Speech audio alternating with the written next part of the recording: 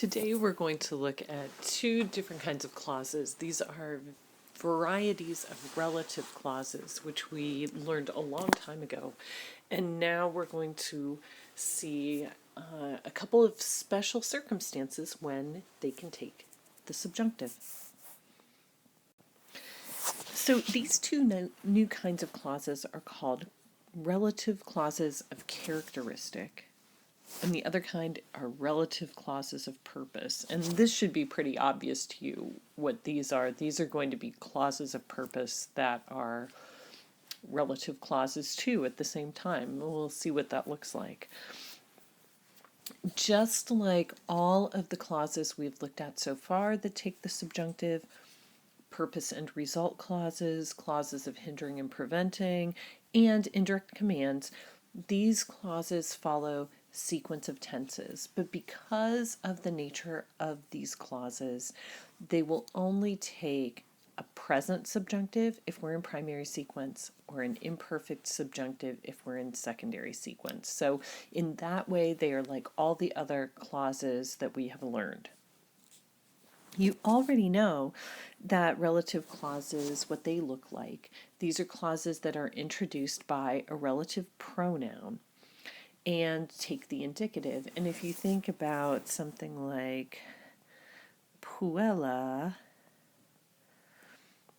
quam amo rosas habet, right? So we could say something like this: the girl whom I love has roses, right? So the relative clause, if you remember, is introduced by a relative pronoun. It agrees with its antecedent in gender and number, but it takes its case from the job it does in its own clause. And because it's a clause that acts like an adjective, we can remove it and our sentence should still make sense, right? So if we said puella rosas habet, the girl has roses, that makes perfect sense. And here we're just adding in a clause that tells us more about the girl. Which girl are we talking about? The one whom I love, quam amo. And so these relative clauses of characteristic work the exact same way. It's just that our verb in the relative clause is going to be in the subjunctive. To review our relative pronouns, just to kind of refresh our memory, you can see that we have masculine, feminine, and neuter pronouns in all 5 cases, and that these are a little irregular, and so that's why I have reproduced them for you here. Qui, quai, quod, and you can see quius, quius, quius, qui, just like those other pronouns we have. Quem, quam, quod, because of course this and this are always the same. Quo, qua, quo. And then in the plural, qui, quai, quai, quorum, quorum, quorum, and then we shift to the third declension, quibus, quibus, quibus, quos, quas, quae, quibus, quibus, quibus. So just to refresh your memory, that's what we're looking at. Okay, well, let's look at these clauses. A relative clause of characteristic is a relative clause that is referring to someone or something, just like all relative clauses do, but it's not really referring to a specific person or thing. It's more general, and it's really that it's somebody has a characteristic that's a general type, not that we're talking about a specific individual. I always kind of think about these as, when we say things like, they say blah, blah, blah, and who's the they, and that's what they say, we have no idea who they are. And they say all kinds of things that are these general statements that have completely no authority whatsoever. Those are relative clauses of characteristic. So, for example, nemo est qui eluem non amet, right? There is no one who doesn't love Elvis. Now, This is not, you can see here, Ahmet is subjunctive. And the way I've translated it doesn't really make it clear that this is subjunctive. But what the subjunctive indicates is that this is sort of a general belief, right? There's just no one out there who doesn't love Elvis. And you can, if you want to make it sound more subjunctive-y, there's no one out there who wouldn't love Elvis. I mean, is there? No, of course not. Everybody loves Elvis. Now, in point of fact, probably not everyone loves Elvis, but this kind of statement is making a kind of general sweeping comment that is completely unsubstantiated, and that is why we use the subjunctive. There are other kinds of clauses.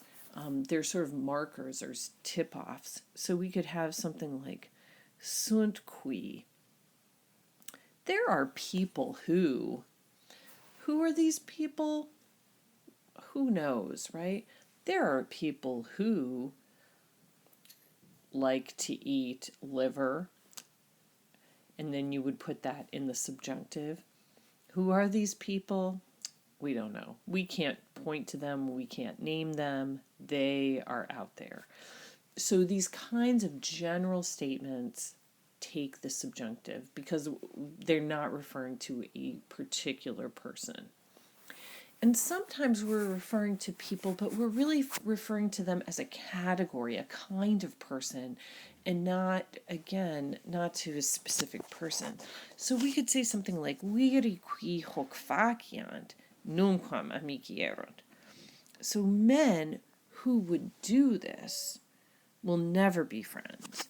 So here's our relative clausive characteristic, right? What kind of men are these? The men who would do this, we don't know who these men are. They will never be friends. The kind of men, you could also say, right? The kind of men who would do this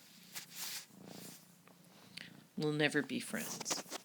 Okay, so this idea, the kind of, the sort of, that's another way to introduce the idea of the relative clausive characteristic. It's a general kind of person, not a specific person. Here's a final example for you. Imperator qui se ipse non contineat, non potest exercitum continere. Right? So a general who is not able, who could not control himself, is not able to control the army. We don't know. We're not talking about a specific general. But again, the kind of general, the sort of general who couldn't control himself, is not able to control the army. So is it possible to see sentences like this that instead have the indicative? Sure, but in those situations we're actually talking about a real person who has a real identity and not a general kind of person or sort of person. For that kind of statement, we use the subjunctive. And I think that makes sense, right? Because it's unreal, it's not specific. The other kind of relative clause that takes a subjunctive that we're going to learn today are relative clauses of purpose. And these are going to be pretty obvious to you. The fact that they are showing purpose is really clear. They are usually introduced by a relative pronoun, but they can also be introduced by these direction words, I guess I would call them, ubi, quo, and unde, which mean where. Quo means to where, or if you want to sound like you're from the 19th century, you could say whither, and unde means from where, but again, if you want to sound like you're from the 19th century, you could say whence. These clauses are almost never negative. because again, they're showing a purpose or an intention, and so you're going to use, for that, you would use a different kind of clause probably. And this is really a helpful bit of information. They typically are introduced by a verb that is of motion or sending, that is the main verb in the clause. Will be a verb like eo or mito or gredior or some, compound of that, something like that, something that shows motion or movement. So let's look at some examples. So the first one I have for you here is in secondary sequence so that we can see what that looks like. And I have here milites progressi sunt qui urbem oppugnarent. So you can see that this qui urbem oppugnarent is a relative clause. The qui is a relative pronoun. It's masculine nominative, so it's referring to the milites. So the soldiers set out to besiege the city, right? You can see this is an imperfect subjunctive.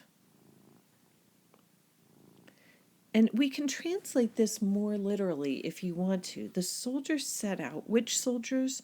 The soldiers who might besiege the city, right? So the soldiers who might besiege the city set out. But you can tell, why is it that they might besiege the city? Well, they want to besiege the city, right? They're setting out with the intention to besiege the city. And so one of the things that the relative clause of purpose does is it's kind of handy in Latin because it shows you both the purpose for these people and like who's going to do this thing, right? It's a nice kind of compact, elegant way to express a couple of ideas usually. And we can see a similar example here in primary sequence, right, where we have epistulam mitemus qua pacem petamus. We will send a letter to seek peace. Okay, so here we will send a letter, mitemus epistulam qua pacem petamus. You can see this is a present subjunctive.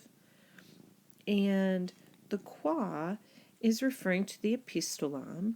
It is ablative, singular, feminine. It's feminine and singular because epistulam is feminine and singular. But we could say we will send a letter by which we may seek peace, right?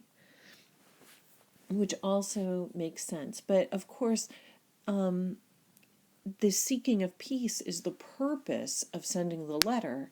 And so you can see that this is a nice sort of, again, elegant, concise way to convey this idea. I will say that relative clauses of purpose are usually not terribly common. Some authors like them more than others, but it is a construction you see, but most relative clauses that we see take the indicative and are just regular old relative clauses. But if you see a relative clause with a verb that looks weird, where it's clear that there's a subjunctive in there, you have two options. So here are our two options. Relative clauses that take this subjunctive are doing so when there is some kind of unreal, uncertain, or general situation that's going on. Just like the other clauses that we've looked at, they take either the present or the imperfect subjunctive following sequence of tenses. We're not going to see the perfect or the pluperfect subjunctive in these clauses. Relative clauses of characteristic are really general statements.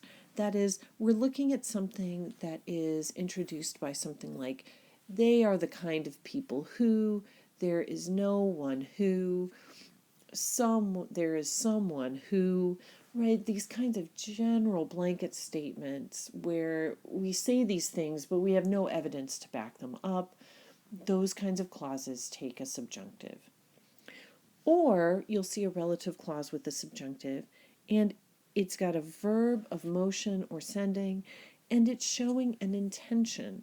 And those kinds of clauses, it's really easiest to translate as a straight purpose clause. So for next time, send me your 3 questions if you have questions, or send me a statement that says you have no questions, and we will do some more work. We'll address your questions and start practicing with these kinds of clauses too.